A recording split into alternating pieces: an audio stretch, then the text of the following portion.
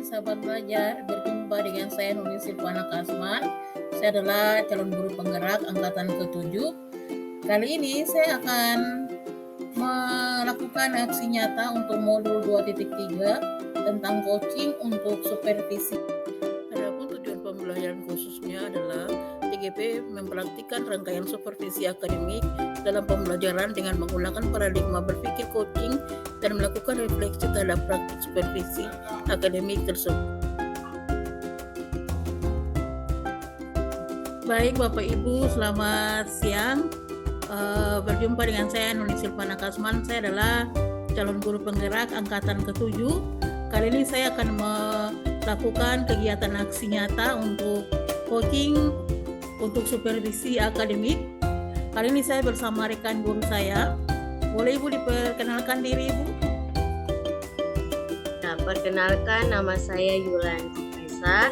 Saya mengajar di SMP Negeri 6 Ambon dan tingkat yang saya ajar adalah kelas 7. Oke, baik. Terima kasih Ibu Ulen sudah bersedia untuk hadir melaksanakan kegiatan pra-coaching untuk saat ini. Ya, Bapak Ibu, kali ini saya akan melakukan kegiatan pra-coaching dulu, pra-observasi sebelum mengadakan observasi di kelas bersama Ibu Yulon Kosmesa. Ibu Ulen, apa kabar Ibu? Puji Tuhan, baik Ibu Noni. Luar biasa Ibu ya. Terima kasih Ibu sudah mau bekerja sama dengan saya untuk melaksanakan kegiatan coaching ini. Iya Ibu. Oke. Kira-kira untuk coaching kali ini topik utamanya tentang apa Bu ya? Tentang interaksi makhluk hidup dengan lingkungannya. Tentang interaksi makhluk hidup dengan lingkungan. Nanti tujuan pembelajarannya bagaimana? Tentang apa? Oke, untuk tujuan pembelajarannya ini yang pertama, melalui studi literatur dan berbagai sumber lainnya, peserta didik dapat menjelaskan interaksi makhluk hidup dengan tepat.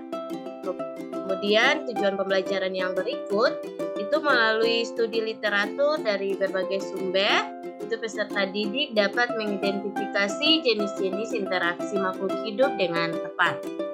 Iya, jadi nanti saat observasi Ibu akan memiliki dua tujuan pembelajaran yang nanti akan dicapai Bu ya.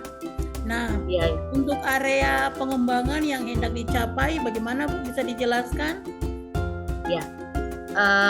Untuk area pengembangan yang hendak dicapai ini ada beberapa poin. Yang pertama itu dapat memperdalam pemahaman peserta didik tentang interaksi makhluk hidup dan jenis-jenis makhluk hidup. Kemudian yang kedua itu dapat meningkatkan keterampilan siswa dalam berdiskusi aktif untuk membedakan jenis-jenis interaksi makhluk hidup dalam kehidupannya sehari-hari. Kemudian yang ketiga, dapat meningkatkan hubungan kerjasama saling menolong dalam kerjasama kelompok itu dengan baik. Oke, baik Ibu Ulen. Jadi area pengembangan yang hendak dicapai itu tentang pemahaman, kemudian tentang meningkatkan keterampilan, dan juga meningkatkan kerjasama saling menolong dalam kelompok ya, untuk bekerja dengan baik. Oke, nah kalau strategi yang sudah Ibu Ulen persiapkan, bagaimana Bu? Bisa dijelaskan? Ya, strategi yang dipersiapkan, yang pertama mungkin itu tentang model pembelajaran ya. Jadi pembelajaran yang akan dipakai itu adalah distance learning. Kemudian saya akan mempersiapkan bahan ajar dan juga LKPD kepada siswa pakai sebagai bahan untuk mencapai tujuan yang hendak dicapai. Kemudian ada laptop dan infokus yang akan dipakai untuk mempermudah dalam proses pembelajaran. Kemudian akan disiapkan PowerPoint.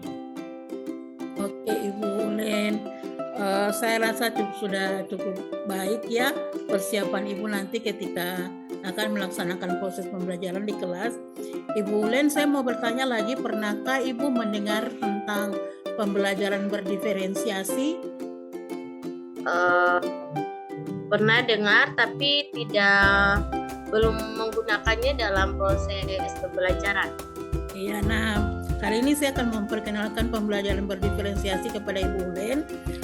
Kalau pembelajaran berdiferensiasi ini adalah usaha kita sebagai guru untuk bisa menyesuaikan proses pembelajaran di dalam kelas untuk dapat memenuhi kebutuhan belajar murid. Di sini untuk kebutuhan belajar murid ini dapat dipersiapkan dengan mempersiapkan kesiapan belajar, kemudian minat siswa, kemudian ada juga profil belajar dari siswa. Kalau kesiapan belajar ini nanti kita memetakan siswa atau mengidentifikasi siswa berdasarkan kebutuhannya. Sedangkan minat itu nanti kita petakan berdasarkan minat belajar siswa.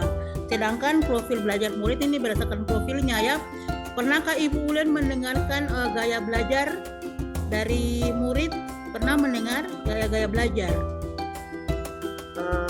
Pernah Ibu, tapi belum pengaplikasikannya dalam proses pembelajaran belum ya. Iya. Jadi kalau gaya belajar ini terdiri dari 3, ada audio, kemudian ada visual, dan juga kinestetik. Kalau audio itu kan mendengar. Jadi siswa bisa belajar dengan cara mendengar. Mungkin dari musik seperti itu ya. Kemudian kalau visual dengan cara melihat. Nanti mungkin Ibu sediakan gambar-gambar yang berhubungan dengan materi interaksi makhluk hidup. Nanti setelah itu juga kan ada LKPD, nanti Ibu sediakan juga supaya nanti dalam proses pembelajaran anak-anak bisa gunakan sebagai media untuk belajar. Kemudian ada kinestetik. Kalau kinestetik ini kan biasanya kalau kita di IPA sering melakukannya, yaitu anak-anak sering praktek, kemudian melakukan pengamatan di lingkungan seperti itu. Nah, nanti Ibu boleh terapkan di kelas ya. Nanti selanjutnya akan saya jelaskan kepada Ibu Ulen. Kemudian juga pernahkah Ibu Ulen mendengar tentang KSE, kompetensi sosial emosional? Pernah?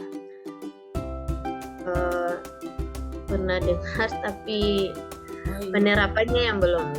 Iya, oke. Kalau KSE ini adalah penerapan pembelajaran di mana kita memberikan sikap positif ya, sikap positif terhadap siswa. Misalnya siswa mengelola emosinya ya, kesadaran diri, kemudian dapat menetapkan tujuan, pengelolaan diri, ada juga kesadaran sosial. Kalau kesadaran sosial itu siswa menunjukkan rasa empati kepada orang lain. Sedangkan untuk